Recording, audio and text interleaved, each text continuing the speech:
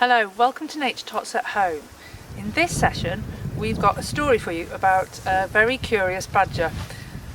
And it's a book called Tidy and it's by Emily Gravett.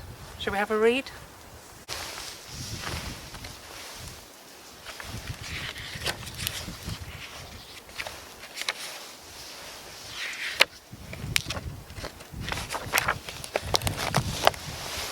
Deep in the forest lived a badger called Pete, who tidied and cleaned and kept everything neat. He tidied the flowers by checking each patch and snipping off any that didn't quite match. He tidied the fox by grooming his fur. He untangled each knot and each twig and each burr.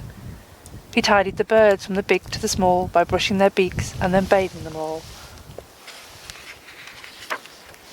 He picked up stray sticks, he swept and he rubbed, he polished the rocks and he scoured and he scrubbed. So when a leaf fell, well,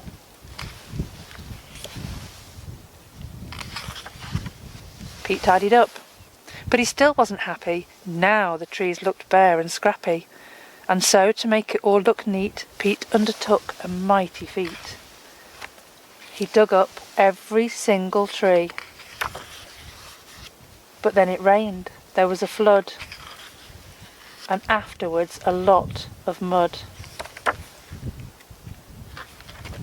Pete called in the diggers, he called in the mixers, he called in the concrete, the rakers, the fixers. No mud, no leaves, no mess, no trees. Perfectly tidy and perfectly neat. This forest is practically perfect, said Pete. I'm hungry, he thought. I deserve a treat. So he hunted around for something to eat. But the beetles and worms that he usually found were under the concrete, deep in the ground. And so Pete decided to go home instead. If he couldn't have dinner, he'd go straight to bed. But when he arrived and took out his key, there wasn't a door where the door used to be.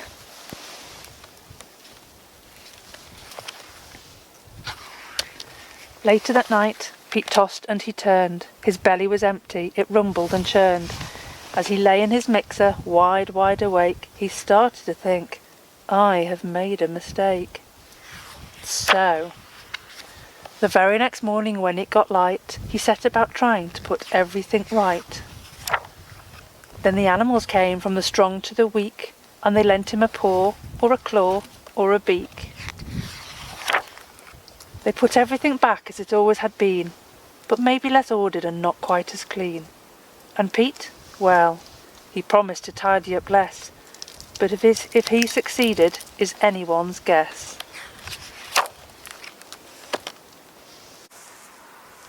So Pete thought that the forest was untidy and messy and he wanted to tidy it up, didn't he? But when he'd done that, he found out it wasn't very good for him. He couldn't find food, he couldn't get anywhere to sleep, and it wasn't very good for the other animals. And it's the same with our gardens and outdoor spaces. If they're too tidy, it's not very good for wildlife. A little bit of mess is actually good for wildlife. So choose a patch where you might leave your grass a little bit longer and leave some leaves on the floor. Don't tidy them all away. Something you could do now that will help wildlife is create some habitat piles for things to live in.